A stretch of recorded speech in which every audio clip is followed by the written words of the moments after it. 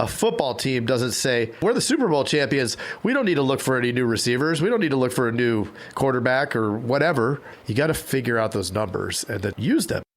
Hey, Craig. Let's get into some coffee talk. Hey, I love it. I love doing some coffee talk. Well, talk about what? Dogs, daughters, whatever. It's coffee talk. Coffee talk. Hello there, Mr. Craig. Hi, Mr. Jason. We've had some technical difficulties the last couple days here. Yeah. With recording, huh? It's a really good lesson in just going with the things that you can't control and just being okay with it. Truth. It started making me think about things that don't work out so well. So I want to share one of those things that didn't work out so well recently. Okay. So our agency lost a producer, and in that time frame, we also hired one. Uh-huh. So when we hired the new producer, he came in, and we usually like them to get their license beforehand. I usually tell them 2 weeks. In 2 weeks, study, get ready, take the test, do all the online training stuff, and then in 2 weeks, take the test. Yeah. And then they come in and we'll pay for it and everything like that. So regardless, it's the 2 to 3 week mark. And this just reminded me of when we did our mass hirings for the last agency. Yeah. There's this like magic time where they come in. It's a great interview. They love the vibe. They like the agency. And they're super stoked on it. Kind of like when you have that first purchase, right? Yeah. Where you got the purchase butterflies and you love it. But then that does slowly dwindle down. So this guy came on. He was super excited about taking the test, went through that great boot camp that Team Hired had and everything. Yeah. He was fired up. He didn't pass the test within 2 weeks. Oh, no. And usually I would just have them come in and say, okay, just take the test next week, but we're going to have you come in and start blah, blah, blah. But I didn't this time. Yeah. And I said, you know what? Let's have you come in the following week. Just take the test next week. Needless to say, that next week, he seemed less fired up. We texted him, talked to him. Right. Less fired up. He got sick. This and that happened. Pushed the test back. Then it was like 4 weeks.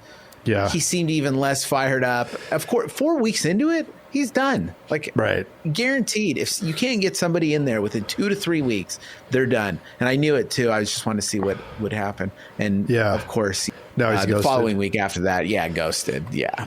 Yeah. You just can't do that. You have to, I don't mind. 2 weeks, I think, is max that somebody shouldn't come in the office. Anything past that, you're really running the risk of not having them. They lost the fire. It's almost like you have to resell them or something. They have something. Well, yeah, because it's been all pain and nothing, like no payoff, right? They haven't made any money. Right. They're not making any money. They're struggling, and now they're like, shoot, did I make the wrong decision? They get in their head.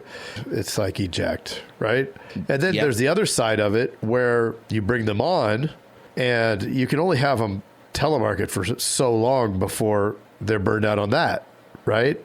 100%. And so then so it's almost like the hybrid. It's almost like the 2 weeks, then you're coming in, and then you have to work minimum of half the time in the agency as a telemarketer, half the time you can study, but then you have a definitive time frame that you can do that before you get no office study time, and then a definitive time that if they don't have their license, they're out. Right. It's like the if-then variables, right? And then the challenge is that, okay, now they've been here a month and a half, they still haven't passed, and then it's like, wasted, right? But I guess, again, with those things you can't control, I think we need to accept that that's just part of it. Right. And I think the other takeaway, too, is we kind of needed someone, we kind of didn't. So that's the only reason why we went and hired one. Right. But if you need, let's say, 3 producers, you should hire 6. I mean, you guaranteed 1 out of 2 isn't going to work out. And if you're really smart, you go to 3 to 1. Yeah. If you really want to do it, right? Yeah, we just made 2 offers. I don't even know if we heard back from either of them. Right. Yeah, and the offers, the other thing. It's even more offers to get the person to say yes. You know what I mean? So it's like, that's probably even more like a 4 to 1 or 5 to 1. Sure. To find the rock star. Right. Yeah. In my offer letter, it has a thing where they have to text me that they're willing to do whatever it takes, this whole thing. And everybody that's been successful here has sent the text. And I like having that text because then when they start to check out or it's tough and they're like, I'm not sure, I just show them their text.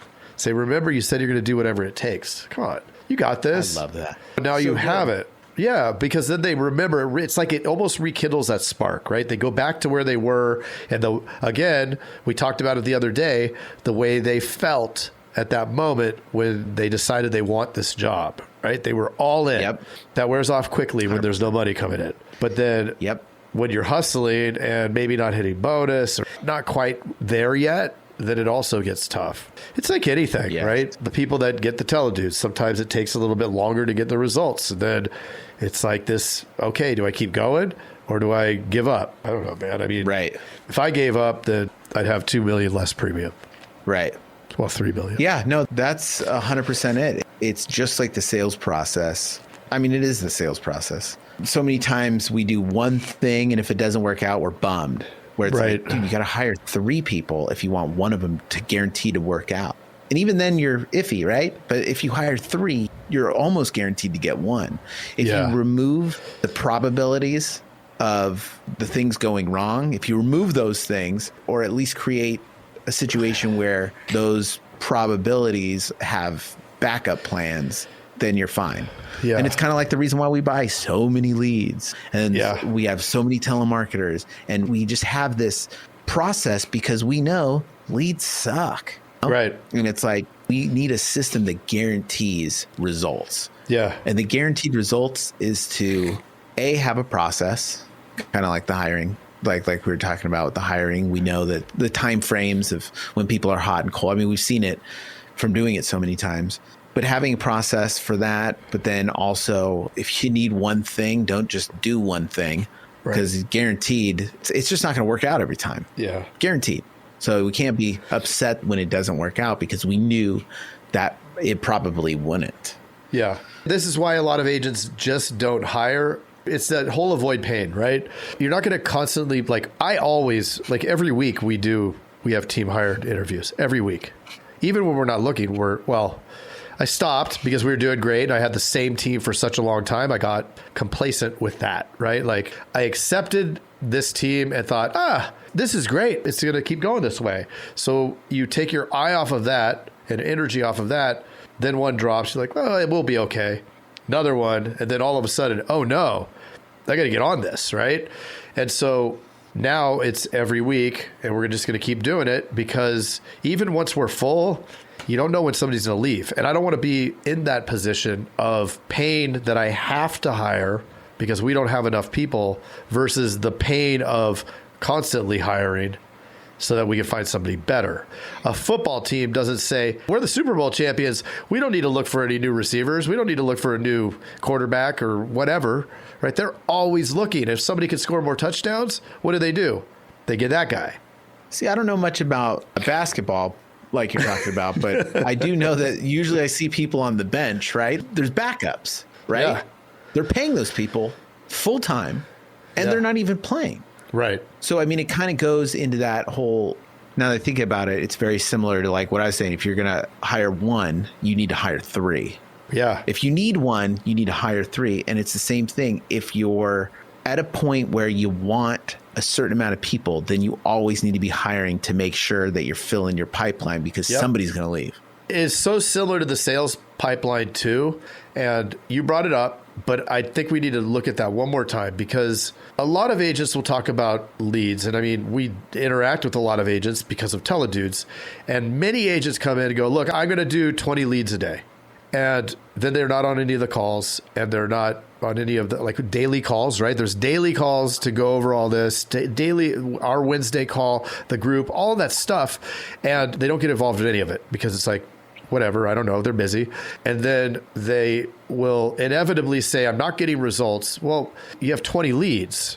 And I think that we will hope, and I mean, I've been this, old Craig was this person, right? We will hope that those 20 leads will get us the results we want. But mathematically, they will not get us the results we want because we're going to make contact with 10% of them, right? So if I buy 20 leads, I have a chance on 2, a chance. And really, it's only about a 10% chance on 2.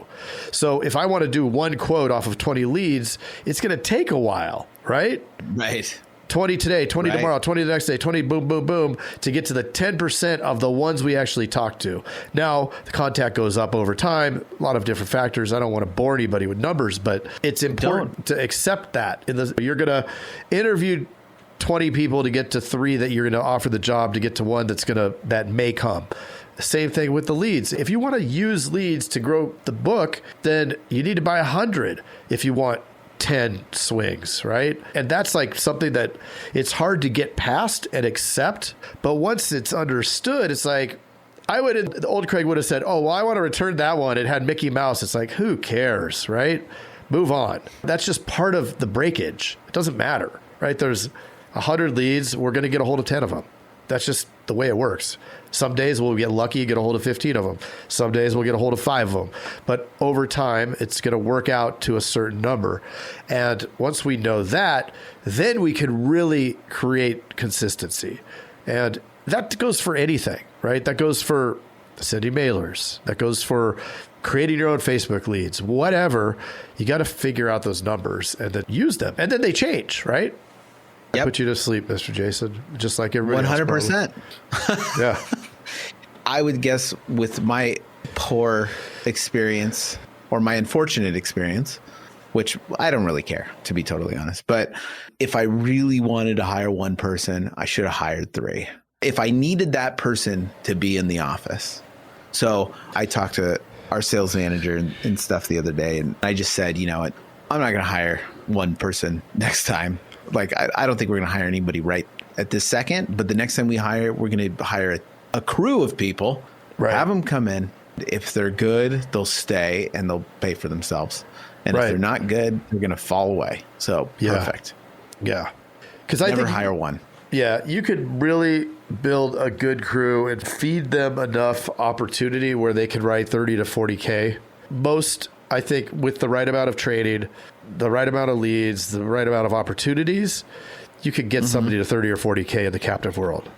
And that's something that we always talk about. It's always better to feed less agents with more leads than to feed more agents with less leads. And I think that's the problem that we run into when we first start doing this is we always have more agents than leads and no one's really doing a great job. And then you realize it's better to have more leads than agents and kind of waste some leads and really feed these agents because they can really produce a lot.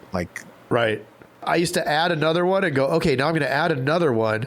And then we're really going to work these 100 leads a day or whatever the number is, right? But all it would do is slice the pie into more pieces. And it's because the contacts don't change. The contacts don't change, right? Like you still have the same number of, so the same pipeline's happening. Yep. And again, there's a lot of different pieces. So that's a good coffee talk. That is a good coffee talk.